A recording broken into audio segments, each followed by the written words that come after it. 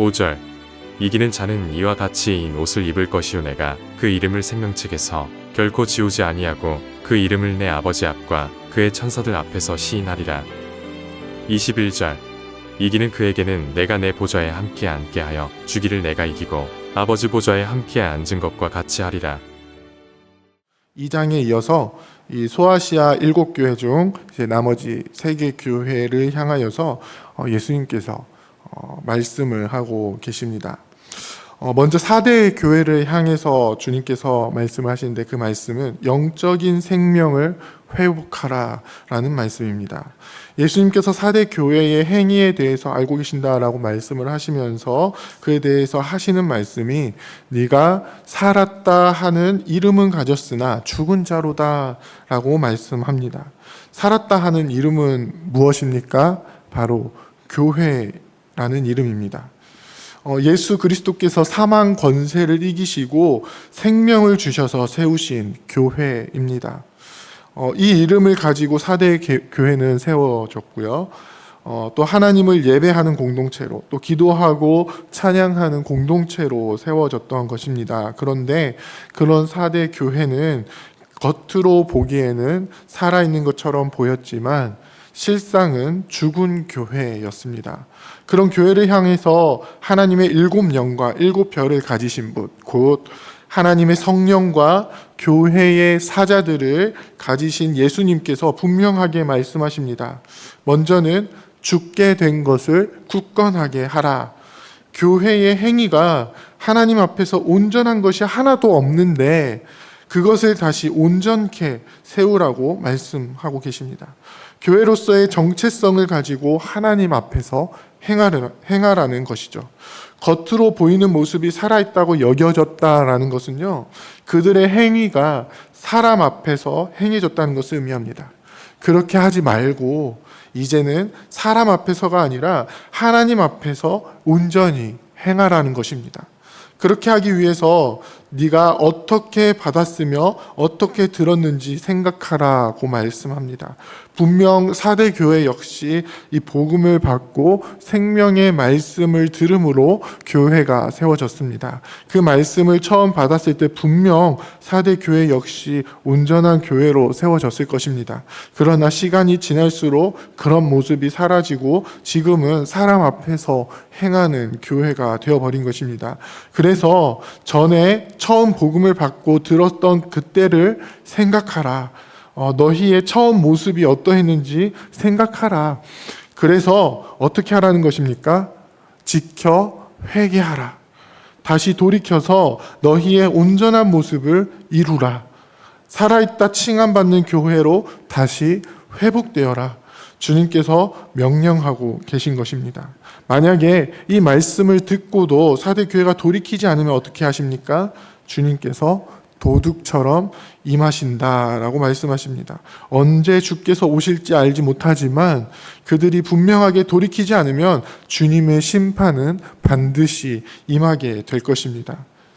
그런데 반대로 이런 일들, 다시 회개하고 하나님 앞에서 온전하게 행하는 그 일은 스스로 하기가 참 어려운 일들입니다. 자기 자신의 잘못을 깨닫기는 참 힘든 일입니다. 그런 4대 교회를 위해서 주님께서는 그루터기를 남겨두셨습니다. 4절에 보면요, 그 옷을 더럽히지 아니한 자 몇 명이 4대 교회에 남아있다라고 말씀하십니다. 그 그루터기를 통해서 주님께서는 이 4대 교회를 온전케 하실 것입니다. 그래서 이 말씀을 듣고 이기는 자에게는 어떤 약속을 주십니까? 그들의 더럽혀진 옷이 아닌 다시 흰 옷을 받게 될 것입니다. 그리고 주님께서 그 이름을 생명책에서 결코 지우지 아니하실 것이다 라고 말씀하십니다. 생명이 없다 책망을 받았지만 이제는 그 생명을 얻은 자로서 주님이 하나님과 천사들 앞에서 그 이름을 시인하시겠다라는 약속을 주고 계십니다. 이어서 빌라델비아 교회를 향해서 주님께서 하시는 말씀은요, 적은 능력으로 충성하라는 것입니다.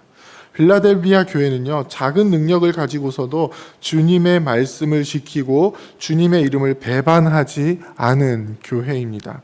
빌라델비아 교회는 매우 열악한 환경에 있었던 교회입니다. 교회 스스로 지닌 능력도 별로 없었습니다. 교회로서 할 수 있는 사역이 그렇게 많지 않았습니다. 하지만 주님께서는 빌라델비아 교회가 어떤 일을 했는가를 보시는 것이 아니라 교회가 주님의 말씀을 지키고 주님을 배반하지 않은 그것을 보십니다. 작은 것을 가지고 있더라도 그것에 충성하며 주님의 뜻을 이루기를 원하십니다. 마치 마태복음 25장에 나오는 달란트 비유와도 같습니다. 주님께서는 교회가 얼마나 많은 능력을 가지고 달란트를 가지고 있느냐를 보시는 것이 아니라 주어진 것에 그것이 크든 작든 얼마나 충성하는지를 보십니다. 이제 그 충성의 모습을 보여준 빌라델비아 교회에 대해서 주님께서 뭐라고 말씀하시냐면요. 내가 너를 사랑하는 줄을 주변의 대적들이 알게 하신다라고 말씀하십니다. 대적들을 주께서 심판하실 때에 그 시험의 때에 주님이 교회를 지키신다라고 말씀하십니다. 그러니 빌라델비아 교회가 가진 것 무엇을 가지고 있습니까? 다윗의 열쇠를 지니신 분이 맡겨두신 것, 주께서 그 앞에 열어두신 것, 그것을 굳게 지키라고 말씀합니다. 그리고 이기는 자에게 주시는 약속은 무엇입니까? 하나님의 성전 기둥이 되게 하신다라는 약속을 주십니다. 성전 기둥이라고 이야기를 하면 솔로몬 성전의 야긴과 보아스를 생각나게 하는데요. 이 말씀은 주께서 거하시는 성전의 기둥으로 확고하게 세워주신다라는 것을 의미합니다. 그리고 주께서 이 땅에 새 예루살렘을 이루실 때에 새 이름을 주셔서 주의 백성으로 주께서 거하시는 성전으로 온전히 세워주시겠다라는 약속을 주고 계십니다. 마지막으로 라오디게아 교회를 향해서 주님께서 하시는 말씀은요, 거짓된 자기 만족을 거절하라는 것입니다. 라오디게아 교회는요, 라오디게아 도시는요, 굉장히 부유한 도시였습니다. 의학이 발달하여서 특히 눈에 넣는 안약을 개발하여서요, 그 약을 팔므로 인해서 굉장히 큰 부유하게 되었고요. 또 이 도시에는 모직업이 발달해서 옷 만드는 산업이 굉장히 발달해 있었습니다. 그래서 라오디게아 도시에 있었던 교회도 역시 굉장히 부유한 교회였는데요. 그래서 스스로 어떻게 이야기합니까? 나는 부자라, 부요하여 부족한 것이 없다라고 자기 스스로 이야기합니다. 하지만 주님께서는 라오디게아 교회가 권고하고 가련하고 가난하고 눈이 멀었고 벌거벗겨졌다라고 말씀하십니다. 이들은 이 땅에서 주님의 백성으로 부르심을 받고 교회로 세워졌습니다. 그러나 그들은요, 세상의 부요함에 취해서 주님의 백성으로서의 역할을 제대로 감당하지 못했습니다. 그래서 주님께서 교회를 향해서 뭐라고 말씀하시냐면요, 네가 차지도 않고 뜨겁지도 않다라고 말씀하십니다. 이 말씀은요, 라오디게아가 유일하게 가지고 있었던 문제인 이 물에 대한 문제에 빗대어서 말씀하신 것인데요. 이 라오디게아에는 물이 부족했습니다. 그래서 주변 도시에서 이 물을 끌어왔는데요. 주변 도시에서 물이 유명했던 도시는 골로새와 히에로폴리스라는 도시였습니다. 골로새라는 도시는 차가운 물이 나서 식수로 쓸 만한 물이 있었고요.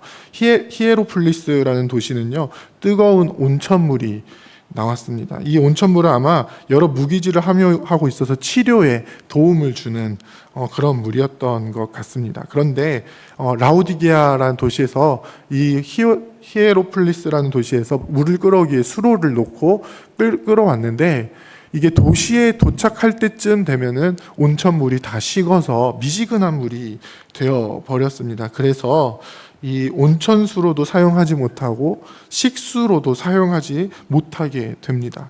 그런 쓸모없는 물에 빗대어서 지금 주님께서 라오디게아 교회가 미지근한 물이다라고 빗대어 말씀하고 있는 것입니다. 그러면서 15절에 뭐라고 말씀하십니까? 네가 차든지 뜨겁든지 하기를 원하노라. 찬물로서 식수의 역할을 제대로 감당하든지 뜨거운 물로서 온천수의 역할을 제대로 감당하든지 너에게 맡겨진 역할을 분명하게 감당하라고 말씀하고 계신 것입니다. 그렇게 하기 위해서는 지금 교회가 스스로 처해 있는 상황이 어떠한지를 분명하게 알아야 합니다. 그런데 스스로 어떻게 생각하고 있다고 이야기했습니까? 부유하다. 나는 부자다. 나는 부족한 것이 없다. 그런데 주님께서는 정확하게 라오디게아 교회의 모습을 진단해 주셨습니다. 그리고 그러면서 이제 해결책도 제시해 주고 있는데요. 바로 너희가 가지고 있는 썩어질 재물이 아닌 나에게로 와서 불로 연단한 금을 사라. 또 나에게서 흰 옷을 사서 너희의 벌거벗은 몸을 가리고 수치를 면하라. 너희의 영적인 눈을 뜨게 하기 위해서 나에게서 진짜 안약을 사서 바르고 보게 하라. 예수님께서는 끊임없이 문 밖에 서서 문을 두드리고 계십니다. 그 소리를 듣고 문을 열고 예수님을 맞이하면 어떻게 해주신다고 말씀합니까? 내가 그와 더불어 먹고 진짜 부요함을 누리게 된다라고 말씀하십니다. 그래서 결국에는 주님의 보좌에 함께 앉아 영원한 하나님 나라에서 누리는 그 풍요로움을, 이 땅에서의 썩어질 것이 아닌 영원한 나라를 약속해 주고 계십니다. 사랑하는 부평교회 성도 여러분, 우리가 소아시아 7교회를 향하신 주님의 말씀을 함께 살펴보았는데요. 이 교회들이 처해 있는 상황은요, 사실 이 땅에 속해 있는 모든 교회가 다 겪게 되는 그런 상황이고 처지이고 환경입니다. 그 속에서 교회가 진짜로 바라보아야 하는 것이 무엇인지, 진짜로 붙들어야 하는 것이 무엇인지 주님께서는 분명하게 말씀해 주고 계십니다. 우리는 하나님 앞에서 온전히 행해서 진짜 생명을 가진 교회로 세워져야 합니다. 주께서 주신 말씀을 온전히 행함으로 사람 앞에서 생명을 가진 척 하는 것이 아니라 진짜 생명을 주시는 예수 그리스도, 그분께 속해 있는 성령의 도우심을 받아 우리는 하나님 앞에서 온전히 행해야만 합니다. 또한 우리에게 어떤 능력이 있든지 그것을 가지고 주님께 충성을 해야만 합니다. 우리에게 맡겨진 일들, 주님을 배반하지 않고 끝까지 붙들고 이루게 된다면 주님께서도 우리를 새 예루살렘의 기둥으로 영원한 하나님 나라를 이루실 때 우리의 이름을 거기에 새겨주시며 우리를 주님의 나라로 이루어 주실 것입니다. 또한 진짜 풍요로움을 주시는 예수 그리스도를 우리 중심에 맞아들여야 합니다. 세상의 거짓된 풍요로움, 썩어질 풍요로움으로 우리를 치장해서 그것을 추구하느라 주께서 맡겨주신 사명을 나몰라라 하는 것이 아닌 오직 진짜 풍요로움과 생명과 빛을 주시는 예수 그리스도로 말미암아 참된 만족을 얻으며 맡겨주신 사명을 잘 감당해야만 하는 것입니다. 교회를 향해서 주시는 이 말씀을 우리가 잘 기억해서 그 말씀을 듣고 행하는 우리가 되기를 원합니다. 이기는 자에게 주시는 분명한 약속의 말씀을 붙들고 하나님 앞에서 온전히 행하는 우리가 되기를 원합니다. 우리에게 주시는 영원한 하나님 나라의 소망을 분명히 붙들고 이 땅에서 온전히 충성하기를 원합니다. 그래서 맡겨주신 사명을 온전히 감당하며 이 땅 가운데 하나님의 나라를 건설해 나가는, 그리고 결국에는 주님께 잘하였도다 충성된 종아라는 칭찬을 듣게 되는 주의 교회가 되기를 주님의 이름으로 부탁드립니다. 함께 기도하겠습니다. 이제 오늘 받은 말씀으로 함께 기도하겠습니다. 그리스도 안에서 참 생명을 누리며 참된 부요함을 누리며 영원한 나라를 믿음으로 바라보는 역경과 고난을 이겨낼 수 있는 성도가 되게 하옵소서. 우리에게 주신 능력으로 주님께 충성하고 맡겨진 사명을 잘 감당하는 주의 백성이 되게 하옵소서.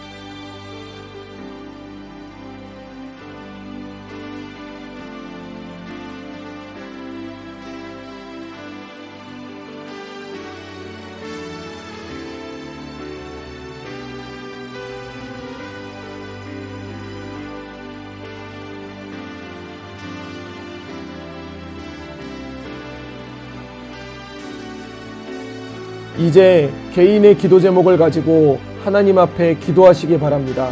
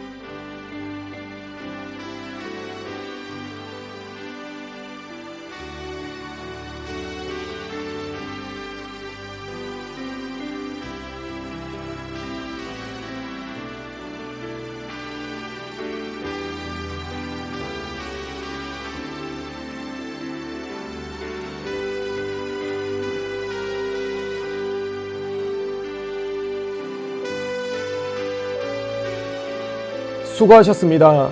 오늘도 하나님의 인도하심 가운데 승리의 하루를 보내시는 우리 재건부평교회 모든 성도님들이 되시기를 주님의 이름으로 축복합니다.